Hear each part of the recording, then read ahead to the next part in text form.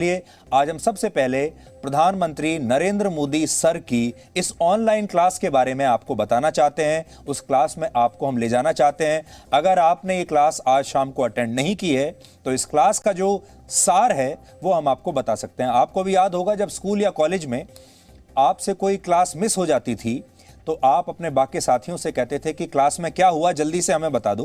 Class में अगर teacher ने या अध्यापक ने कोई खास बातें बताई हैं तो हमें जल्दी से आप बता दीजिए। तो अगर आपने इस क्लास को मिस कर दिया है या पूरी क्लास का सार आप नहीं समझ पाए हैं तो आज हम संक्षिप्त में आपको ये बताएंगे, सार को समझाएंगे। आज प्रधानमंत्री ने परीक्षा पे चर्चा की और यह पहली बार हुआ जब उनके और छात्रों के बीच इस तरह वर्चुअल संवाद हुआ, जिसमें देश भर के 10.5 लाख छात्रों के अलावा लगभग 2 लाख शिक्षक और 92,000 अभिभावकों ने भी हिस्सा लिया। और प्रधानमंत्री ने आज इन सब से कई अहम बातें कही। पहली ये कि डर को हराने का और परीक्षा में सफल होने का एक ही मंत्र है और वो है तैयारी। अगर तैयारी पूरी है तो डर अपने आप समाप्त हो जाएगा। तो अगर आपको डर की कोई वैक्सीन चाहिए तो वो है तैयारी।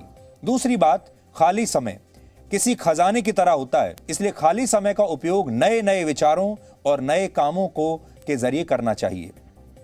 तीसरी बात, पहले मुश्किल काम करिए, क्योंकि जब आप सबसे मुश्किल काम करते हैं तो सरल काम को करना और भी ज्यादा आसान हो जाता है। इसलिए पहले कठिन काम कीजिए, कठिन सवाल को पहले सॉल्व कीजिए। चौथी बात, जब आप कुछ अलग करते हैं तो दूसरों के लिए उसे स्वीकार करना थोड़ा मुश्किल होता है, लेकिन यह नामुमकिन नहीं है। पांचवी बात, अपने सिद्धांतों को थोपने की जगह उन्हें जीकर दूसरों को प्रेरित करने का प्रयास करें। छठी बात, कोरोना वायरस की महामारी से जो सबसे बड़ी सीख हमें मिली वो ये है कि बदलाव के लिए हमेशा तैयार रहना चाहिए। सातवीं बात, वोकल फॉर लोकल को जीवन का मंत्र बनाएं। और आठवीं बात ये कि आजादी के 75 वर्ष पूरे होने पर देश में नए विचारों का संचार करें, अपने परिवारों में चर्चा करके नए नए आइडिया सरकार को दें। और उन्होंने बच्चों को यह टास्क भी दिया है कि बच्चे अपनी आज़ादी के आंदोलन के बारे में पढ़ें, हमारे देश के जो शहीद हुए हैं उस हमारे आज़ादी के आंदोलन में उनके बारे में पढ़ें, और उसके बाद जो वो पढ़ते हैं, जानते हैं, उस जानकारी को दूसरों के साथ शेयर करें। इसके अलावा परीक्षा का तनाव से बचाएं, को कैसे प्रेरित की प्रधानमंत्री नरेंद्र मोदी ने देश के शिक्षकों के काम आएगा और जो माता पिता हैं उनके काम भी आएगा। इसलिए सबसे पहले आपको प्रधानमंत्री का यही गुरु मंत्र सुनाते हैं जो परीक्षा में आपके भी काफी काम आ सकता है, क्योंकि परीक्षा सिर्फ स्कूल में नहीं होती, परीक्षा जीवन में भी होती है और इससे भी कभी आपको डरना नहीं चाहिए। इसलिए अगर आप माँ बाप हैं, आपके बच्चे स्कूल में पढ़ते हैं, तो आप तो ये जानते ही हैं कि परीक्षा तो आपका बच्चा स्कूल में दे रहा होता है, लेकिन उससे भी बड़ी परीक्षा आप दे रहे होते हैं। बच्चों को तो परीक्षा का तनाव होता ही है, लेकिन उनके माँ बाप को तो उससे भी ज्यादा तनाव होता है। इसलिए जब एक बच्चा परीक्षा में बैठता है तो पूरा परिवार परीक्षा दे रहा होता है, पूरा परिवार तनाव में होता है। और अगर आप छात्र नहीं हैं और माँ बाप भी नहीं हैं तो भी जीवन भी अपने आप में एक परीक्षा है। इसलिए उस परीक्षा को कैसे पास करना है, पहले ये सुनिए। आप लोग अकेले नहीं हैं जिनको इस स्थिति का सामना करना पड़ता हो। हकीकत तो यह है कि दुनिया में एक भी इंसान ऐसा नहीं मिलेगा जिसके ऊपर यह बात लागू न होती हो। मान लीजिए आपके पास बहुत ही बढ़िया 5-6 शर्ट है, लेकिन आपने देखा होगा 1 या 2 शर्ट आपको इतने पसंद आते होंगे, बार बार पहनते हैं। इसका मतलब ये नहीं कि बाकी सब बेकार हैं। दरअसल होता क्या है, जब आपको कुछ चीजें ज्यादा अच्छी लगने लगती हैं तो उनके साथ आप बहुत कंफर्ट हो जाते हैं, बहुत कंफर्टेबल लगता है, सहज हो जाते हैं। लेकिन जिन चीजों के साथ आप सहज नहीं होते उनके तनाव में आपकी 80% एनर्जी आप उसी में लगा देते हैं।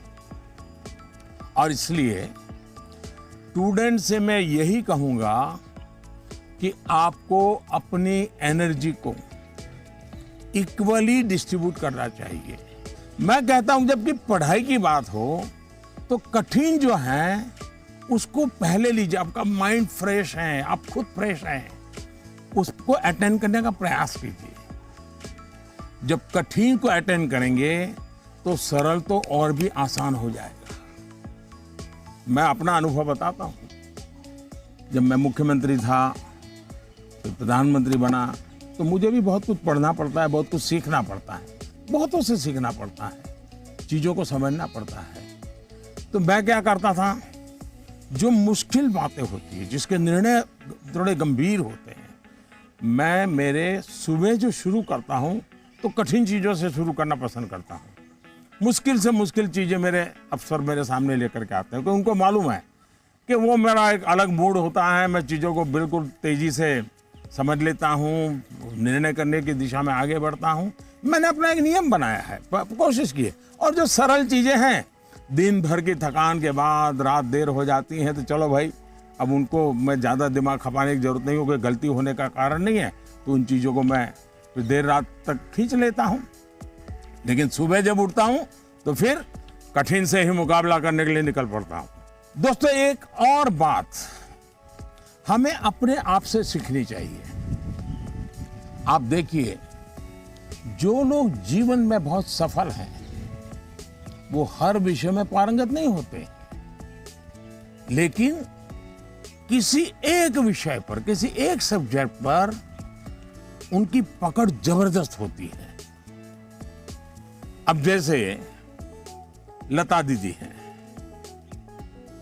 लता मंगेशकर जी की पूरे दुनिया में नाम है, हिंदुस्तान के हर जुबान पे नाम है, लेकिन अगर कोई जाकर के उनको कहे कि आज हमारे क्लास में आइए और ज्योग्राफी पढ़ाइए, हो सकता है वो न भी पढ़ा भी पाए, मैं नहीं जानता हूं कि वो पढ़ा पाए न पढ़ा पाए, लेकिन लता जी की महारत ज्योग्राफी में शायद न भी हो, लेकिन संगीत की दुनिया में उन्होंने जो किया हुआ है, एक विषय पर जिस प्रकार से अपना जीवन खपा दिया है, आज वो हर एक के लिए प्रेरणा का कारण बन गई है। और इसलिए आपको भले कुछ सब्जेक्ट मुश्किल लगते हो, ये कोई आपके जीवन में कोई कमी नहीं है। आप बस ये ध्यान रखिए कि इस मुश्किल लगने वाले सब्जेक्ट की पढ़ाई से खुद को दूर मत कीजिए।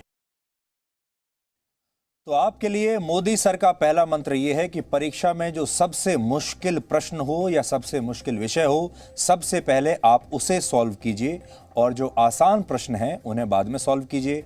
और परीक्षा में इसको आप इस तरह से भी ले सकते हैं, अगर मेरी समझ मुझे ठीक से समझ में आया है, कि जो प्रश्न ज्यादा नंबर का है, ज्यादा बड़ा है, ज्यादा क्रिटिकल है, पहले उसे सॉल्व कीजिए। प्रधानमंत्री नरेंद्र मोदी अपने खाली समय में क्या करते हैं, और मैं अगर आपसे भी पूछूं कि आप भी अपने खाली समय में क्या करते हैं, तो सबके अलग अलग जवाब होंगे, लेकिन पूरा देश ये जरूर जानना चाहेगा कि प्रधानमंत्री मोदी जब उन्हें खाली समय मिलता है, अगर उन्हें मिलता भी है थोड़ा बहुत, तो उस समय में वो क्या करते हैं। मैंने अपनी दिनचर्या में ऑब्जर्व किया है कि अगर मुझे थोड़ा सा भी खाली समय मिल जाए और अगर झूला है, तो मेरा मन करता है कुछ पल में झूले पर जरूर बैठूं। बहुत थकान है और 5 मिनट का भी समय मिल गया, या फिर मैं कोई काम भी कर रहा हूं, तो अपने खाली समय में झूले पर बैठकर, पता नहीं क्या कारण है, लेकिन मेरा मन प्रफुल्लित हो जाता है।